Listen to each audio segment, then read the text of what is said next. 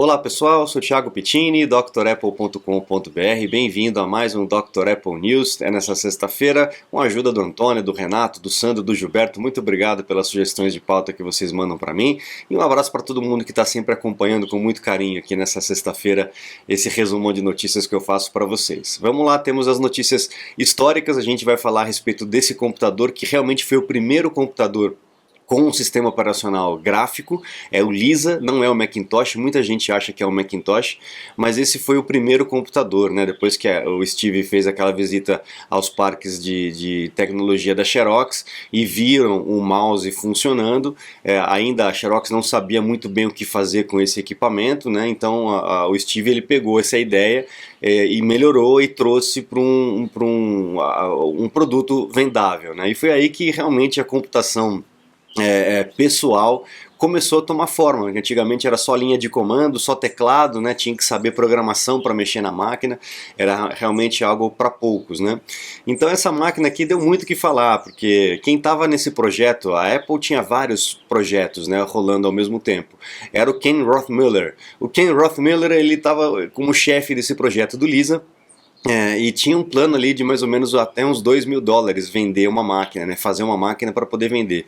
O Steve Jobs passeava pela empresa toda, viu esse projeto e ficou louco, obviamente, também pela tecnologia que ele trouxe, e começou a meter o bedelho. Ele falou, não, isso aqui está errado, tem que fazer assim, tem que fazer assado, o sistema operacional está horroroso, vamos ter que refazer, vamos fazer do zero, tem que ser assim, tem que ser assado. Enfim, começou a mexer em todo o projeto.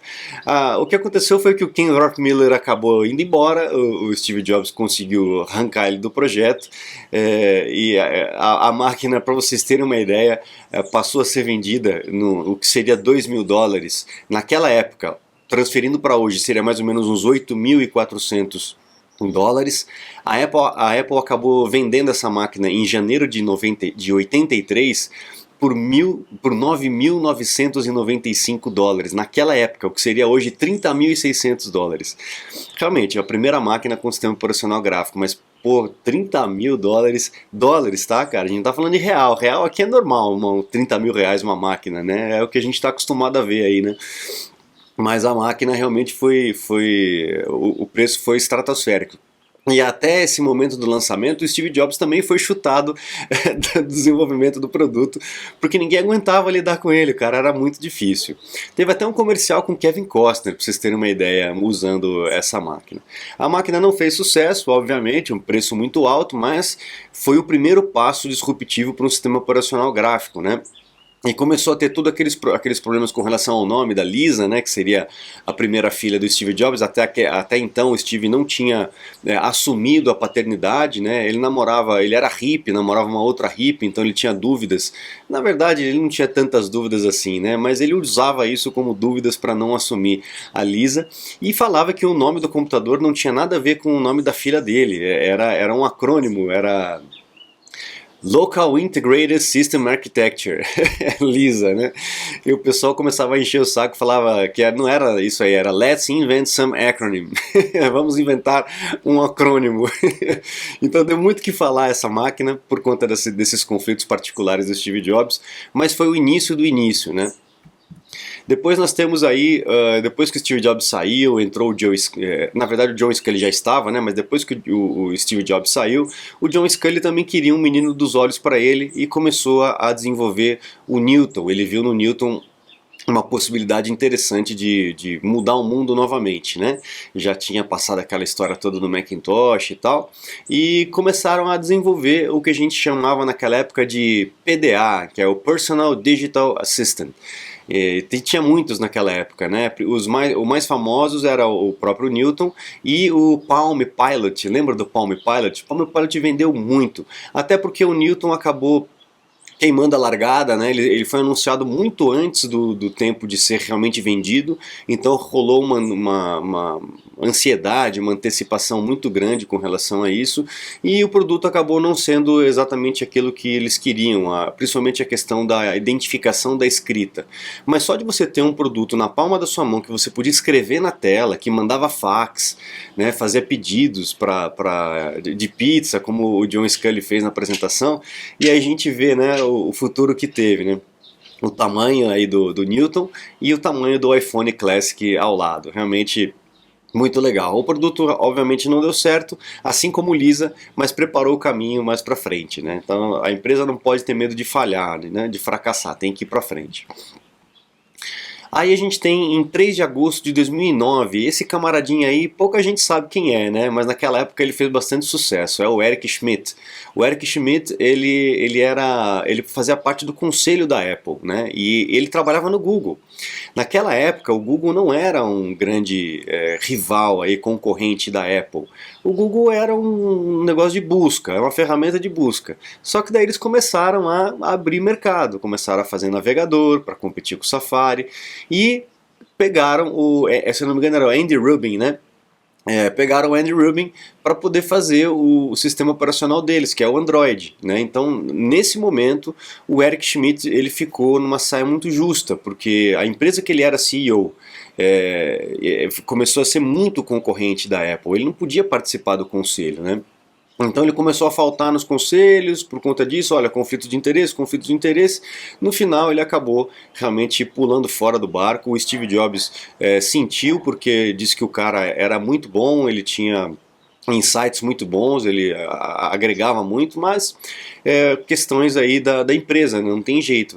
Você participa do conselho, sabe de todos os segredos da sua maior concorrente. Não dá, né? Então depois disso a situação ficou um pouco riscada, né? A amizade ficou um pouco abalada por conta dessa situação toda. Em 2012, julho de 2012, dia 28, a Apple compra a Authentic por 356 milhões de dólares. Eu lembro muito bem dessa aquisição por conta aí do Touch ID, que é usado né, praticamente até hoje, né? Acho que, se não me engano, só o SE que usa o Touch ID por enquanto, mas ainda usa, né? A gente tem também o Touch ID nos Macs, em iPads, então realmente eu lembro que quando teve essa aquisição, a Samsung saiu correndo, né, e já fez um iPhone não, né, já fez um Galaxy que tinha a autenticação biométrica e deu com os burros na água, a autenticação era muito ruim, um dedo daquelas gelatinas, né, que eles fazem, né, um dedal resolvia o problema, podia ultrapassar a segurança. E a Apple comprou e demorou um tempo para poder refinar mesmo o produto e lançar no seu equipamento. Isso que acaba acontecendo. Muita gente fala, a Apple está atrás aí na inovação. É porque ela tenta trazer o melhor daquela tecnologia. Não adianta só enfiar a tecnologia no produto para ser o pioneiro. Você tem que ser o pioneiro, uma coisa tem que funcionar, tem que fazer sentido, tem que estar boa, né? E a gente sabe que esses sensores de digital é uma coisa muito arriscada, né? Você está comprometendo a segurança do produto, ela tem que funcionar direito. Não pode, igual o Face ID, não dá para você com uma foto impressa numa Epson, você desbloquear um telefone, né? A coisa tem que funcionar direitinho. Então aí, nesse caso, as pessoas que ficam vendo só o pioneirismo não acabam comparando a qualidade do produto, né? E isso a Apple acaba se preocupando. Ela abre mão do pioneirismo para realmente trazer uma coisa de qualidade. Obviamente que não acerta sempre, mas a missão, o drive dela é esse aí. Olha só que legal, pessoal. A Apple abriu um banco, né? A gente já comentou a respeito disso, né? Quem tem aí o Apple Card vai poder fazer tipo uma poupança. Então colocar o dinheiro lá onde ele tem benefícios de cashback, de compras diárias e tal.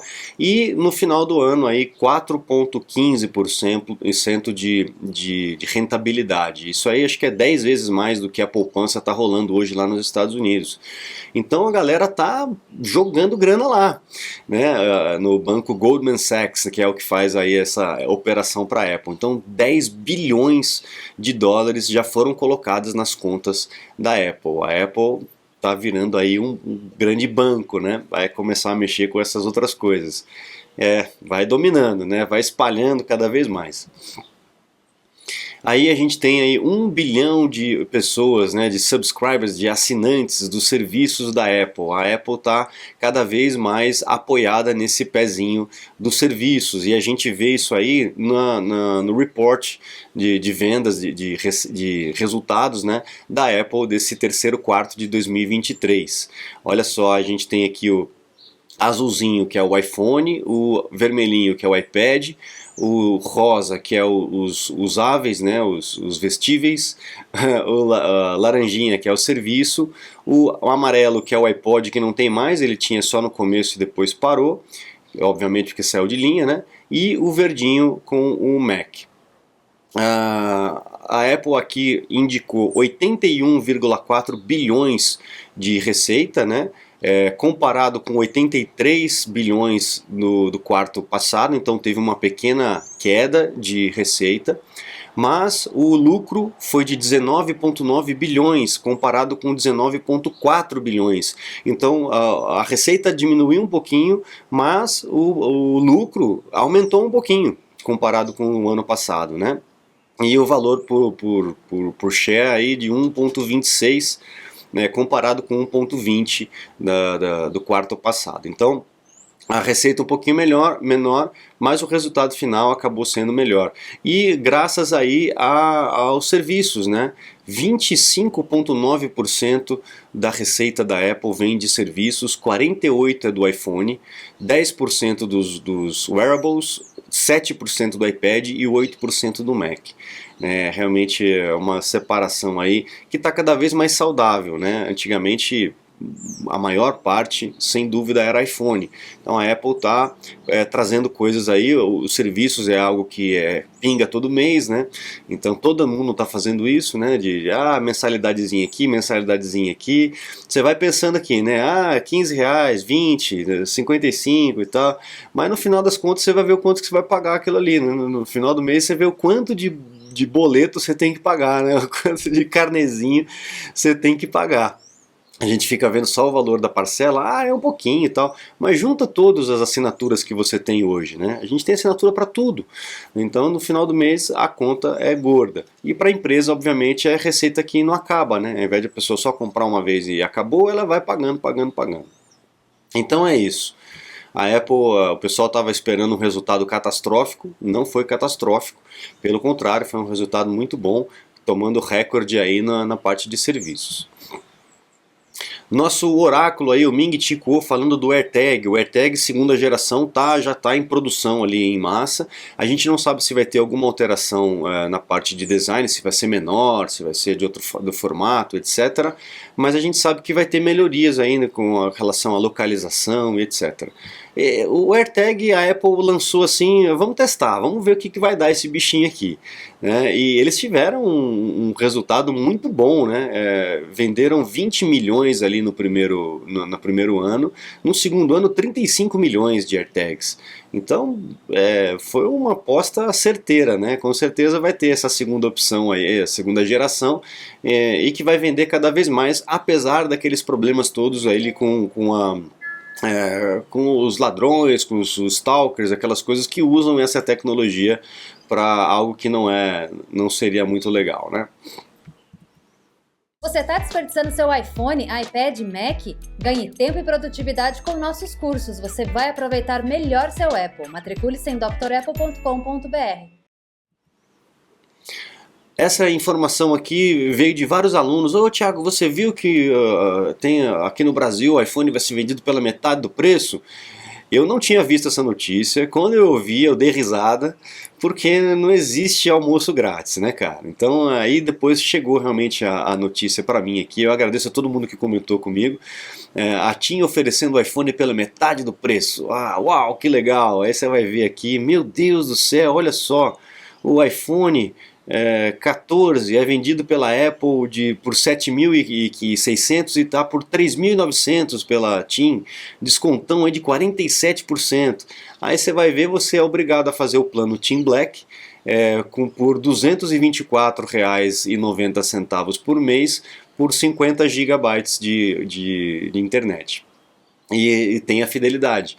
Então não adianta, cara, você vai ter 47% de desconto no aparelho, mas você vai pagar isso na parcela.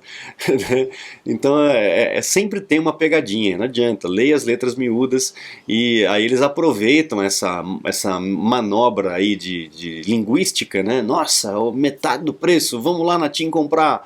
e aí você vê o que você tem que fazer para poder comprar, né? Então fique atento com relação a essas coisas, não tem almoço de graça, quando é esmola demais, o santo desconfia, né? Safari 17 Beta, muita gente aí que é desenvolvedor ou que se propôs a testar ali o macOS Sonoma ou o iPad OS 17, o iOS 17, etc., está recebendo no e-mail ali uma oferta da Apple para poder testar o Safari 17, que é o Safari que vem ali no macOS Sonoma, que tem vários recursos, né? Tem o Locked Private Browsing, que é as telas que são privadas, se você fica um tempo sem usar, ele trava com senha. Tem a questão do auto-preenchimento de códigos que você recebe do e-mail, os perfis, enfim, tem vários recursos interessantes no Safari, e a Apple está oferecendo para a galera que tem esse cadastro lá com eles, para poder testar. Lembre, pessoal, que beta é beta. Beta tem problema, beta não acessa as coisas, beta é bugado, vai travar, etc. Se você depende da máquina, depende do navegador para poder trabalhar, para o seu dia a dia, ser tranquilo, ser seguro, não entre nessa história de beta, tá?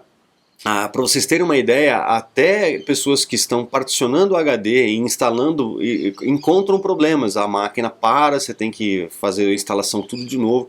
Então tomem cuidado com isso, tá? Segura a ansiedade aí, segura um pouquinho. Daqui a pouco, a gente já está em agosto, daqui a pouco já vai sair ali o sistema final para a gente poder aproveitar, tá? Mas quem quiser aí, quem tiver coragem e quiser testar o Safari 17, se recebeu esse pedido ali, pode aceitar e fazer a instalação, porque tem muitos recursos interessantes no Safari. Eu mesmo estou louco para poder começar a mexer com ele, porque eu tenho certeza que vai me ajudar muito. Hoje eu uso 3, 4 navegadores e gostaria de usar só o Safari. Obviamente não dá para usar só o Safari em tudo, a gente sabe que nenhum navegador acessa tudo, a gente precisa ter 2, 3, que o que você não consegue com um, você testa com o outro e geralmente dá certo, né? Enfim, mas o meu principal é o Safari. E o seu navegador? Qual que é o seu navegador principal? Coloca aí nos comentários, legal? E a gente encerra por aqui. Acesse o site drapple.com.br, divulgue para os teus amigos, para os teus colegas esse meu trabalho aqui, tanto o news quanto os cursos completos que eu tenho lá no site, e também lá tem os meus contatos para um suporte, uma consulta técnica online. Eu fico à disposição de vocês, muito obrigado, um grande abraço e até a próxima. Tchau, tchau.